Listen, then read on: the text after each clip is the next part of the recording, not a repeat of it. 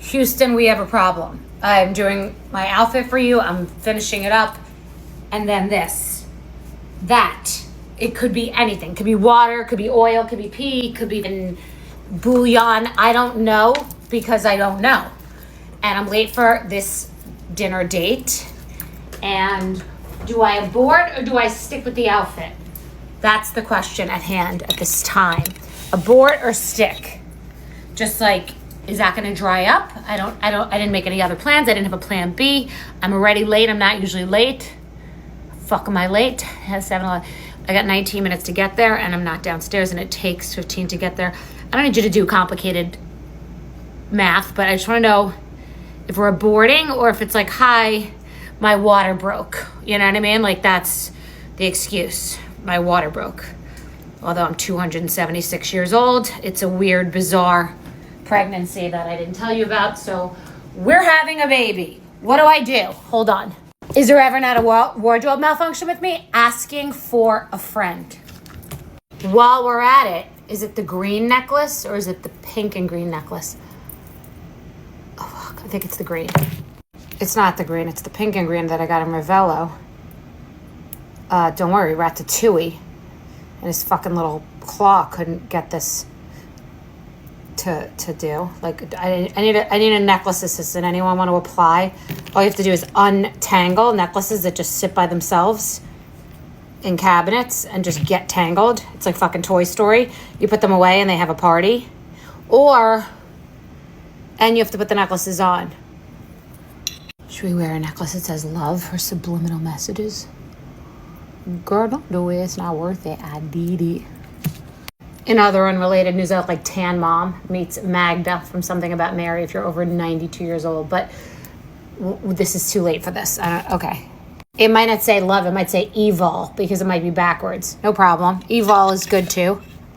All right. As my friend Louis Lazanaro likes to say, see you later. This is the bag. More subliminal. These are the shoes. This is the dress. There's the jizz stain. You're welcome. Houston. I'm never gonna lie to you. I stayed an extra night because of a special dinner that I have.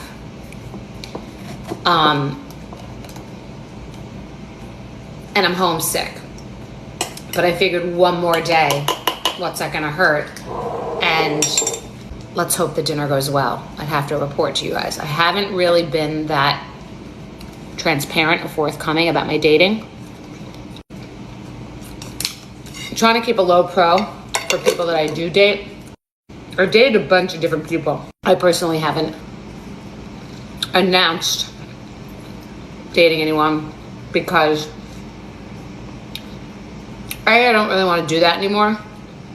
No upside. B, it hasn't been the one or a one. So don't believe everything you read. I'm going to tell you a very upsetting story that I think could help a lot of young women in an uncomfortable situation. So last night I go out with someone, handsome, very successful, interesting, decent conversation. He orders a sliced ribeye and a salad. The salad comes, it doesn't have serving utensils. We have our forks and knives. He says to the woman, excuse me, you never brought us serving utensils, can you bring them?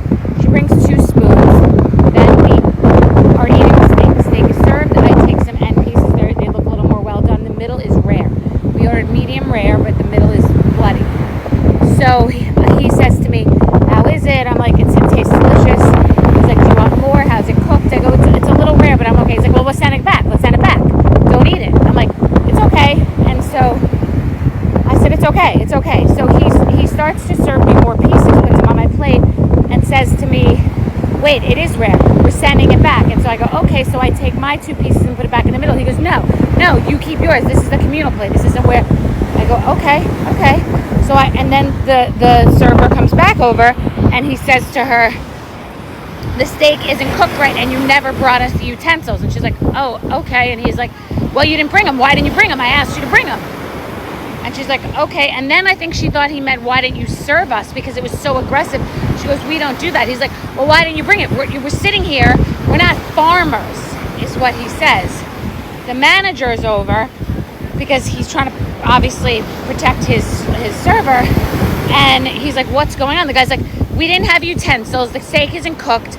I asked her multiple times, why didn't you do it? So do it. Okay? So I'm losing my breath. I'm having a panic attack. I'm sitting by myself while this is all going on. This guy stands up and is now head to head with the manager who's like, I'm just trying to get a sense of what happened. What can I do? But this guy's looking for a fight. He's already ticked off and he's off to the races. And so he's like reviewing history where we could have just he could have ended it 5 minutes ago. So he's like, this is fucking bullshit. We're leaving. Let's go. To me, as if we've been married 25 years. And I'm like, so they're still fighting, yelling. The entire restaurant, so many witnesses can verify, they're yelling. So I creep out and walk to the alley, call my driver. I'm like, please pick me up. We have to go right now.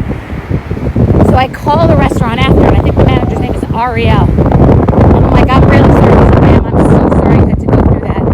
I am so sorry. And I'm like, no, I'm sorry. And he goes, there's one thing, but then to treat us like slaves is the word he used. He said, jokingly, only my daughter gets to treat me like a slave. So the cautionary tale for young women is, the second something feels uncomfortable, the second something seems off, you trust your gut, you GTFO, okay? You don't care what someone thinks, you don't care what it looks like, you don't care who you know in common, you GTFO, okay? Because your gut is right.